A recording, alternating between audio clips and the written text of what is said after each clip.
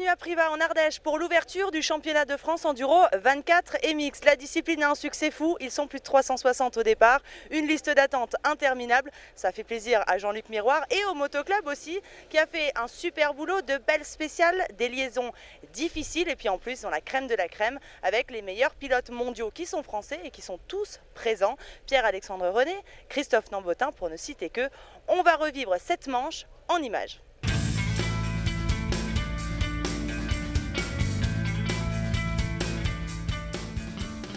On commence la catégorie des juniors avec le champion de France en titre, Jérémy Carpentier, avec EC2M. Jérémy, de qui on va se méfier cette année ?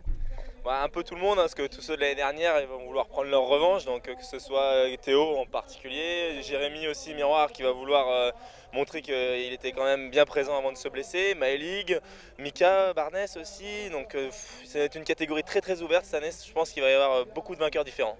Alors on connaît un petit peu Michel Meren, il va rien lâcher non plus de son côté au niveau du coaching.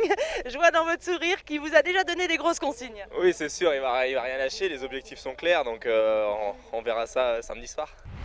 Jérémy Miroir est de retour sur le championnat de France après sa grosse blessure l'année dernière sur le mondial en Italie. Alors on s'était blessé le genou à cette époque-là, il y a eu la main entre-temps, mais j'imagine que l'objectif c'est bien d'être devant dans cette catégorie junior. Bah ouais, c'est sûr qu'après la saison gâchée la dernière, on revient avec le même objectif, c'est se bagarrer devant et prendre cette revanche avec la victoire qui m'a échappé. Donc il me manque un peu de roulage, donc ça va être compliqué je pense ce début de saison, mais avec l'équipe on travaille très bien, donc on va faire tout ce qu'il faut pour revenir tout en progression au long de ce championnat et espérer être devant à la fin. Il le savait que ce serait difficile, mais ne s'imaginait sûrement pas que la claque serait si violente. Jérémy Miroir n'a quasiment pas roulé avec sa nouvelle moto. Passé d'une 125 à la toute nouvelle 2,5 WRF, le temps a manqué et n'a pas pu faire son œuvre. Beaucoup moins engagé dans son pilotage qu'avant, il a surtout subi le terrain ardéchois, souffrant physiquement des bras. Il n'a bouclé cette première journée qu'à la 9e position, terriblement déçu et on le comprend. Pour les autres, on savait que la bagarre serait rude et on n'a pas été déçus. Avec un scratch et des résultats en dents de scie tout au long de la journée, Maëlig Bronfontanas termine 4e. On retrouve sur la 3e marche le champion de France en titre, Jérémy Carpentier. Le protégé de Michel Merel s'est fait piquer la 2e place en toute fin de journée par Quentin Deledemolde, le champion de France Espoir 2014.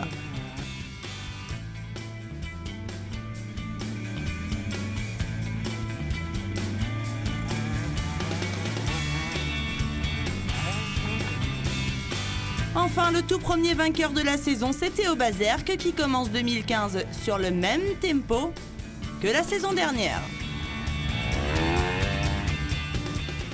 Je finis, je crois, avec 12 ou 13 secondes d'avance, donc c'est plutôt pas mal.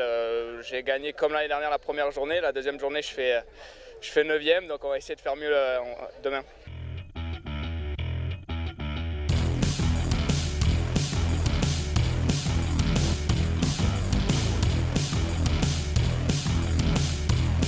Actuellement 3e du championnat du monde en catégorie Elite 1, Marc Bourgeois est ici pour faire parler de lui, qu'on se le dise. Il a marqué les esprits au Chili. Christophe Nambotin n'a qu'à bien se tenir, j'ai l'impression. Non, on fait le travail, on fait le boulot, on fait le job comme on dit.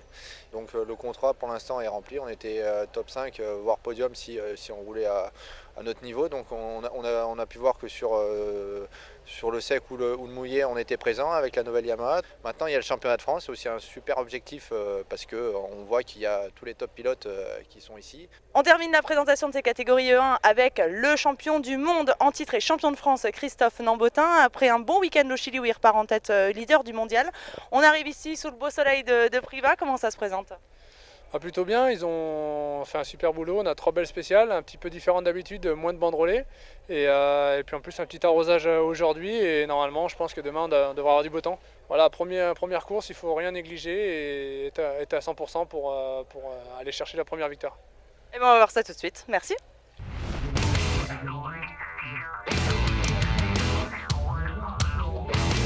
Et chez les élites 1, Benoît Fortunato repart pour une saison entière en championnat de France. Il n'est pas là pour trier des lentilles et il prendra la 4e place.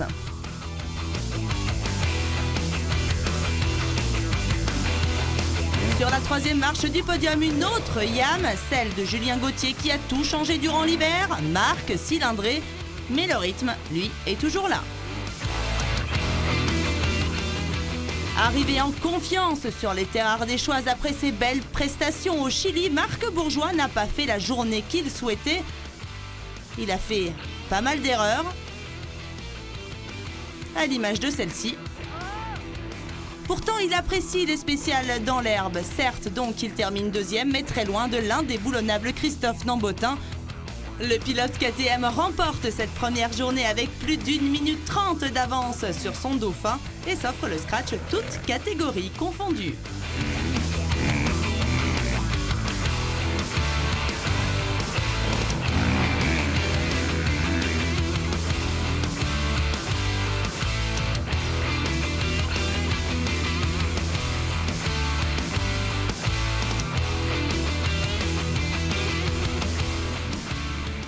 J'ai vraiment préparé cette course au mieux.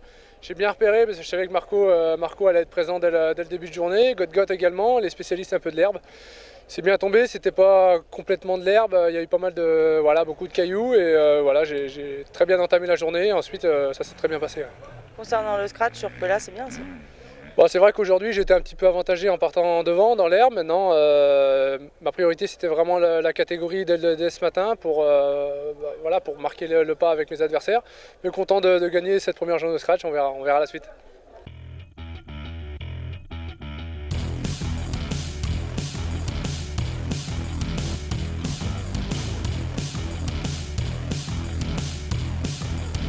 On commence cette catégorie E2 avec Loïc Larieux. C'est le rookie de la catégorie, un nouveau challenge cette année, en plus avec une nouvelle moto, nouvelle marque.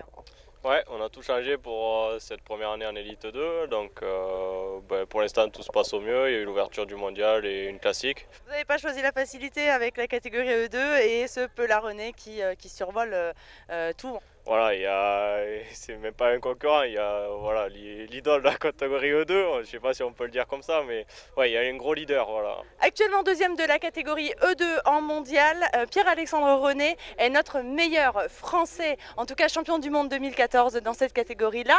Comment ça va Pierre-Alexandre ? Ça va, une nouvelle année de championnat de France qui démarre ce week-end à Privas, des belles spéciales.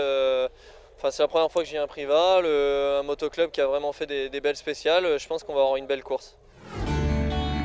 Chez les mid-size, pas mal de concurrents au podium, à commencer par Romain Dumontier. Vice-champion de France 2014, le pilote Yamaha n'a jamais trouvé le bon rythme ici. Rapidement distancé, il termine 5e et surtout très déçu.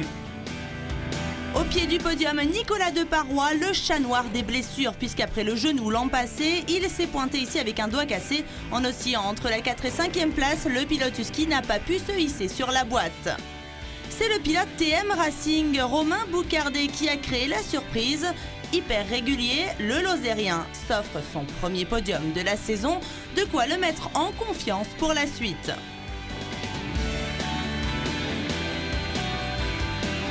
Et devant, c'est très loin. Le seul à avoir tenu tête à Pela, c'est lui, Loïc Larieux. Passé chez Sherco à l'intersaison, le sudiste a littéralement surpris tout le monde en prenant 3 scratchs au champion du monde. Il termine deuxième à 10 petites secondes seulement de Pierre-Alexandre René. Chatouillé certes, mais grand par la taille et surtout par le talent. Il a su garder son sang-froid, même dans les parties un petit peu glissantes. Le patron chez les Élites 2, c'est bien lui.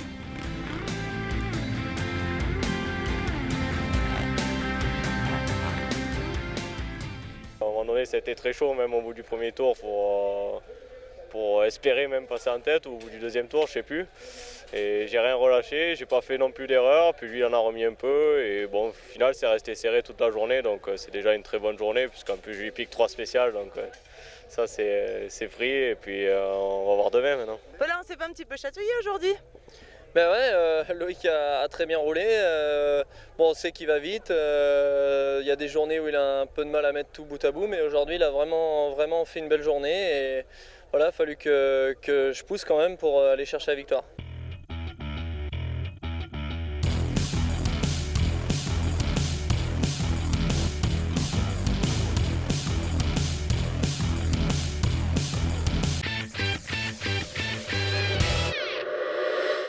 Champion de France en titre Élite 3, Antoine Basset remet son titre en jeu. Alors ça s'était joué l'année dernière à la dernière étape à Ambert. Et cette année, on annonce déjà beaucoup de concurrence dans la catégorie E3. Ça va être difficile de confirmer. Ouais, non, c'est sûr. L'année dernière, c'était plus ou moins un titre opportuniste. Après, bon, j'ai été là toute l'année aussi. C'est vrai que cette année, les concurrents sont là, mais ils se sont préparés, mais moi aussi. Donc ici, on est sur mes terres. On va dire que j'espère marquer le coup dès la première épreuve, mais je répondrai présent à toute la concurrence. Vous connaissez bien le coin, la nature du terrain. C'est un avantage ici ?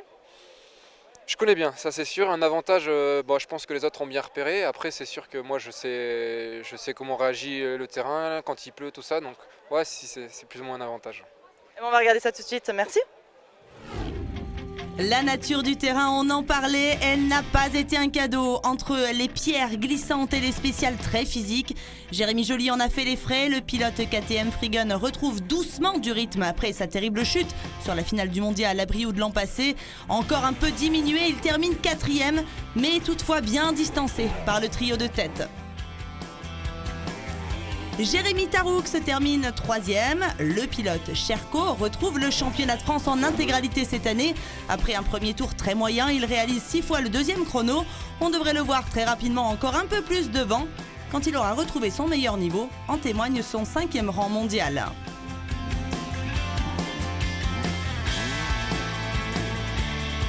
En 2e position, c'est le local de l'étape Antoine Basset. Seulement en 6e de la première SP, il a dû cravacher pour cette 2e place. Il remporte 6 des 9 spéciales, mais ce n'est pas suffisant pour contrer Mathias Bellino. La victoire revient au pilote Husky pour un peu moins de 6 secondes.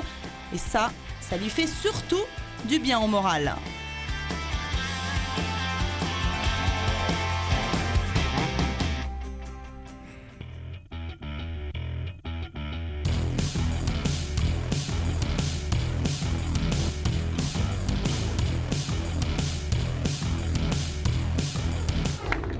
Applaudissements pour Isana. Olivier. Pardon. On vient de le voir au trophée constructeur, c'est Husqvarna qui s'est imposé. L'occasion pour nous de rencontrer un petit peu Olivier Aubineau, de discuter un petit peu des ambitions de l'équipe. Pour le moment, contrat rempli, j'imagine.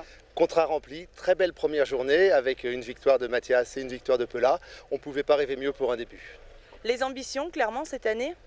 Les ambitions, elles sont toujours les mêmes, d'accrocher le titre pour Pella et pour Mathias dans leurs catégories respectives. Et puis également d'accrocher, si on peut, le trophée constructeur.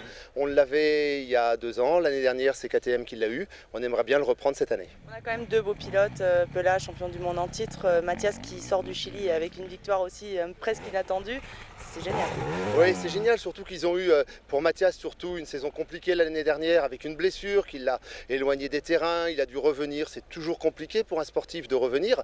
Et puis Pella qui a fait une grosse intersaison avec pas mal de courses de sable, et puis une blessure au niveau du dos en début de saison qui a un petit peu freiné sa préparation.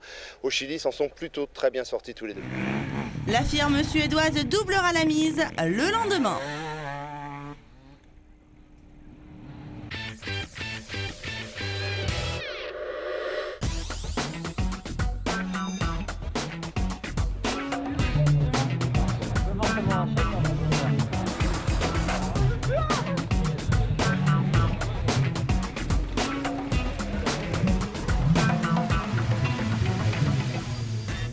On l'a vu, la hiérarchie a globalement été respectée sur la première journée de compétition, même si on s'attend forcément à un sursaut d'orgueil de la part de Romain Dumontier en catégorie E2. On aimerait aussi voir Jérémy Joly en catégorie E3 monter sur le podium de cette 2e journée. Pour le moment d'ailleurs, il ne pleut pas.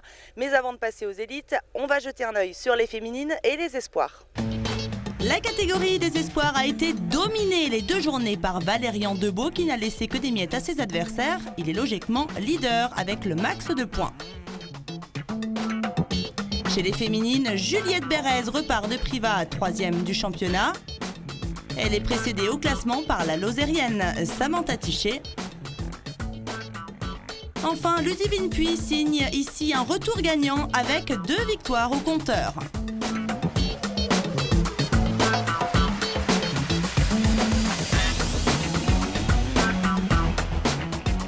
Maintenant, il y a la famille, le travail et du coup, je ne peux pas m'investir comme avant.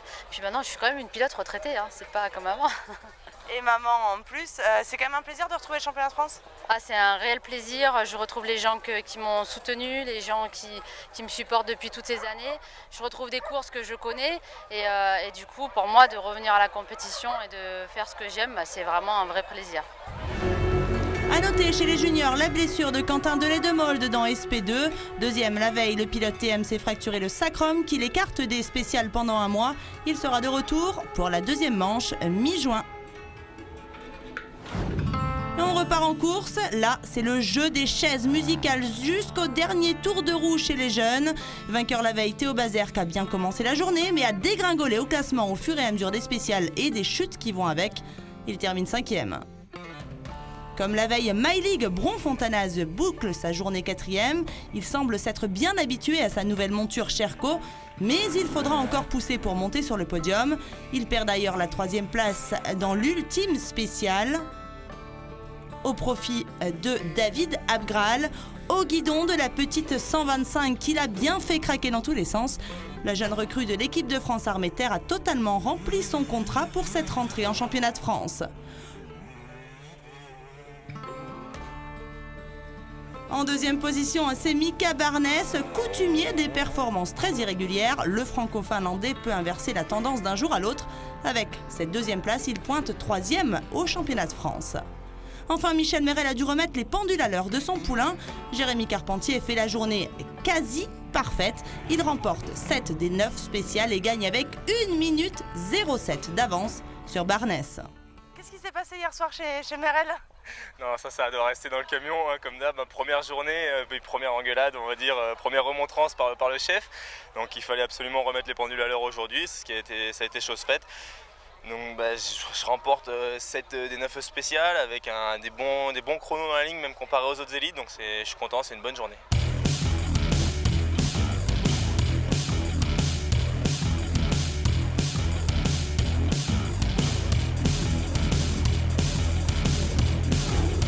Au championnat, Carpentier est désormais leader avec 4 points d'avance sur Bazerque et 7 sur Barnès. Bron-Fontanaz et Abgral complètent le top 5. Chez les élites 1, malgré un 3e temps sur l'ultime spécial, Loïc Minaudier terminera à 5e de cette journée. C'est mieux que la veille où il avait fini 6e. Benoît Fortunato a l'air de bien aimer le pied du podium. Au terme d'une journée très mouvementée où il se fait mal au poignet sur une chute, c'est la médaille en chocolat pour le Marseillais. Allez, on monte sur le podium avec, comme la veille, Julien Gauthier sur la 3e marche. Sur la 2,5 WRF stock du team B2R, il prend une seule fois un 2e chrono sur SP2, mais oscillera le reste du temps entre la 3 et 4e position. Marc Bourgeois, de son côté, n'a rien pu faire pour contrer un super Nambotte, même s'il remporte la dernière spéciale malgré une chute. Un peu court physiquement, il a surtout assuré les gros points en Ardèche. Enfin, ce n'est pas une surprise de retrouver Christophe Nambotin tout devant, même s'il a chuté en fin de journée. L'officiel KTM s'impose avec 1 minute 27 d'avance sur Bourgeois. Il a fait le super Nambotte là ce week-end, c'est vraiment intouchable, donc quand c'est comme ça, on est ici pour marquer des gros points, donc 2 et 2 c'est vraiment une bonne opération pour toute l'équipe. Donc voilà, rester à l'affût et en tout cas super content quand même de ce week-end et voilà, ils ont fait du bon boulot, toute l'équipe de Priva, un vrai régal.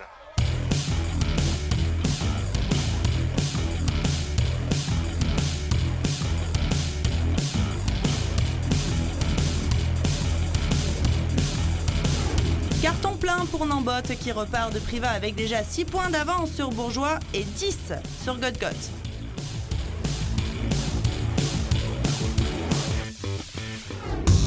Chez les Blacks Rouges, c'est à nouveau une contre-performance de Romain Dumontier sur ce terrain qu'il n'a jamais réussi à maîtriser. Il est 5e seulement. Il y avait beaucoup de cailloux, c'était dangereux. Il fallait prendre trop de risques pour moi pour aller accrocher ceux de devant. Donc voilà, j'ai fait du mieux que j'ai pu. Je suis vraiment pas content de moi. J'espère que les autres épreuves vont mieux me sourire et puis voilà. Juste devant, il n'a pas réussi à réitérer son podium de la veille. Romain Boucardet avait pourtant entamé une belle bagarre pour la 3e place avec Nicolas Deparoy, mais cette fois ça a tourné à l'avantage du pilote privé Husky. qui va savourer ce podium. Le bilan est plutôt positif. Aujourd'hui, je me suis bien amusé. J'ai réussi à retrouver des sensations aussi. Donc non, c'est pas mal. Devant, Loïc Larieux n'a pas réussi à tenir tête à Pela comme sur la première journée. Il s'offre quand même un petit scratch et malgré cette chute, il va terminer à 39 secondes. Journée presque parfaite pour le double champion du monde qui s'impose logiquement en E2. Il laisse encore filer le scratch à Christophe Nambotin pour une seule petite seconde. C'était chaud.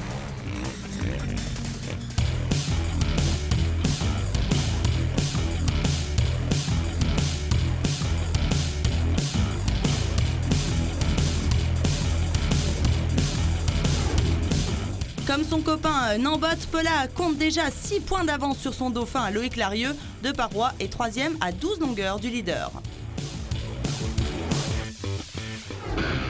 On en finit avec les élites 3. C'est là que les écarts sont les plus serrés. Jérémy Joly a pourtant bien entamé la journée avec notamment un scratch sur SP2. Mais c'est encore difficile de trouver le bon rythme. Il termine 4e. Sur la 3e marche, Antoine Basset recule d'une place par rapport à la veille. Il s'offre toutefois 2 spéciales dans la journée. On le savait, c'était certain qu'il remonterait rapidement les marches du podium. Il en manque encore une, mais c'est une 2e position qui rassure Jérémy Taroux, même s'il avoue manquer encore de vitesse après sa blessure en début d'année.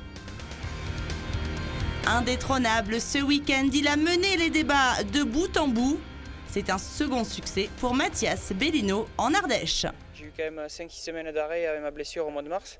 Donc j'ai pas beaucoup de roulage avec la moto. Donc voilà, j'ai pris un peu sur moi. C'est vrai que je suis pas tout à fait à mon niveau, mais j'ai fait le maximum pour être devant et j'ai tenu la tête avec Mathias quasiment les 2 jours. Mais j'ai pas eu le petit plus pour pouvoir gagner. Donc j'ai préféré assurer là aujourd'hui avec une seconde place et on verra sur la prochaine course.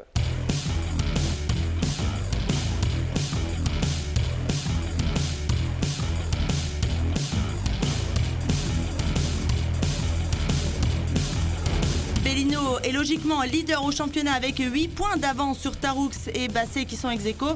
Joly et Albepard complètent ce top 5. On vient d'en finir avec cette magnifique manche de Privas du championnat de France 24 MX. On donne le mot de la fin à Jacques Boll qui nous fait l'honneur d'être là. Qu'est-ce qui attire en enduro ? Je crois que c'est d'abord la qualité du championnat de France. Je crois qu'on a un très beau championnat de France avec des grands champions au départ de ces compétitions. Et puis je crois que c'est aussi la convivialité de la discipline. C'est vraiment une discipline très conviviale. Et je crois que les gens de tout âge s'y retrouvent, que l'on ait 18 ans ou 48 ans. Je crois qu'on se fait toujours plaisir en participant à un enduro et particulièrement un enduro tel que celui-ci à Privas. Voilà, c'est l'heure de plier. On les voit derrière moi sur cette première épreuve du championnat de France d'enduro 24 MX. C'était un plaisir d'être là. Je vous donne rendez-vous les 13 et 14 juin prochains à Bar-sur-Seine pour la 2e manche.